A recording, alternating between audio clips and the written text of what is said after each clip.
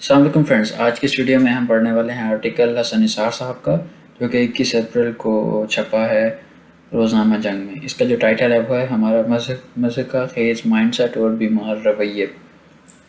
تو آج میں اس پہ اپنی رائے دوں گا اس آرٹیکل کو پڑھنے کے دوران، اور دیکھیں گے کہ حسن نثار صاحب کیا کہنا چاہتے ہیں اپنے اس آرٹیکل میں۔ تو سٹارٹ کرتے ہیں۔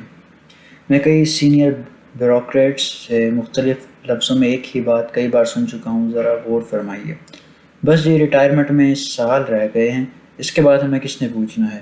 قارئین، یہ جملہ نہیں ہمارا عظیم ترین المیہ ہے، کیونکہ بیوروکریٹس کبھی کریم آف دی سوسائٹی سمجھے جاتے تھے۔ ان کو بھی اس کا شعور نہیں کہ جیسا کرو گے ویسا بھرو گے زندگی کی زندہ ترین حقیقت ہے۔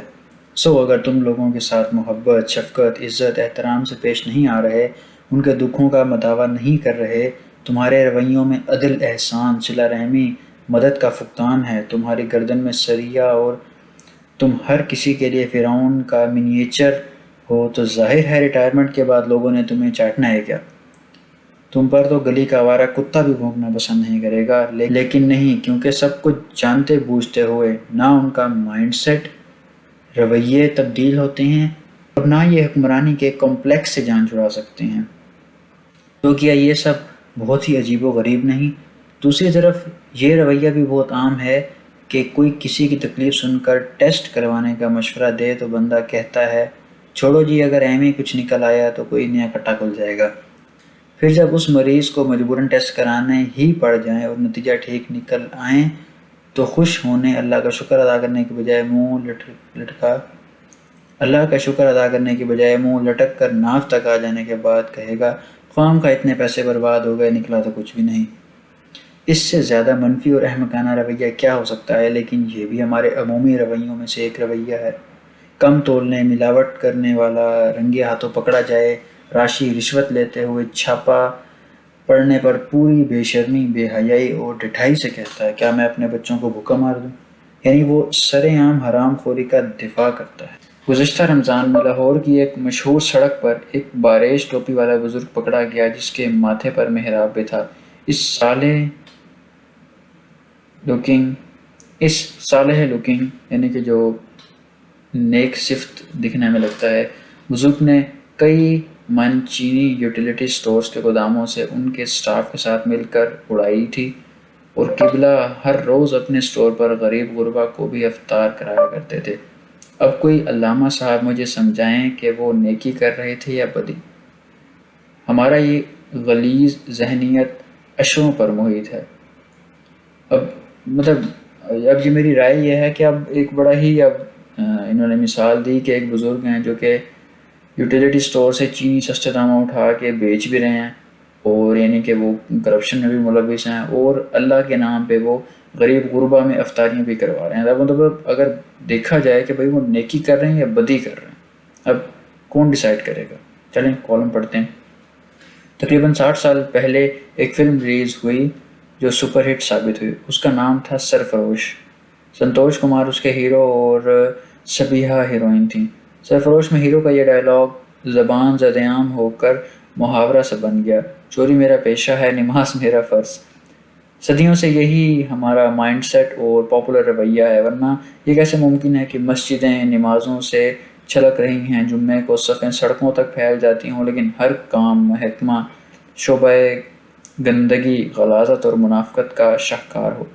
انسانی معاشرے کی وہ کون سی برائی، کجی اور بدصورتی ہے جو یہاں اپنے شباب پر نہیں؟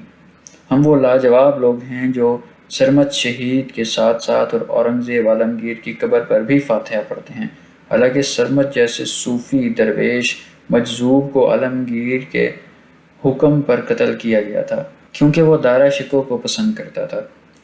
دوسری طرف ابھی کل ہی کی بات ہے جب ہمارے ترک بھائی اپنے قائد اعظم مصطفیٰ کمال اتا ترک کی قیادت میں بیمار بیکار سلطنت عثمانیہ سے جان چھڑانے کی جدوجہد کر رہے تھے۔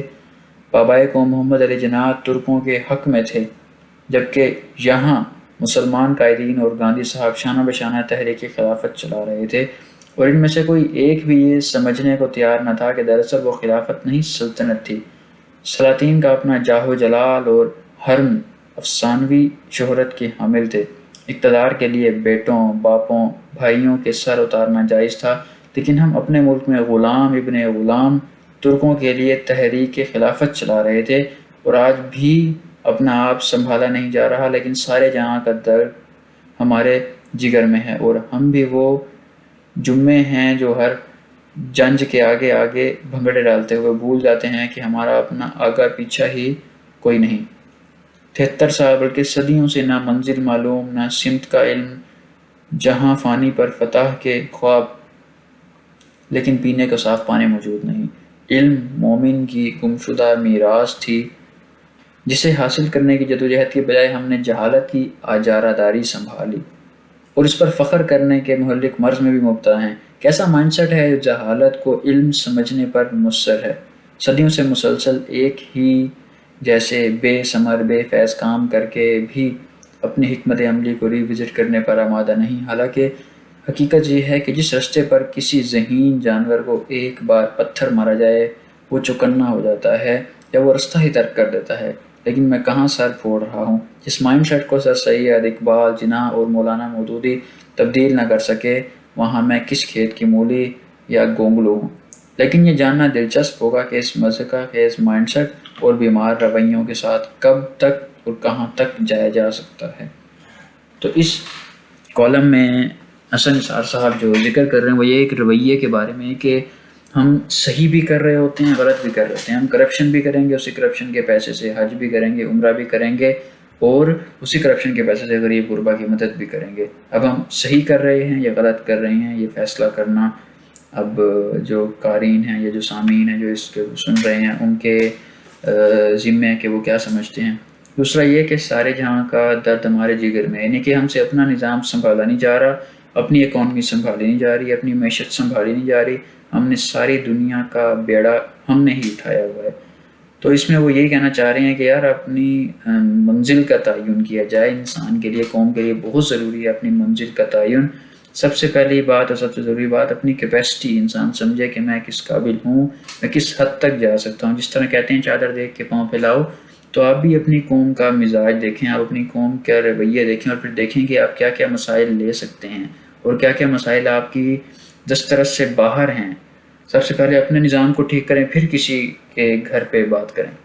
تو اس کے بارے میں آپ کیا کہتے ہیں؟ کومنٹ سیکشن میں بتائیں۔ Thank you.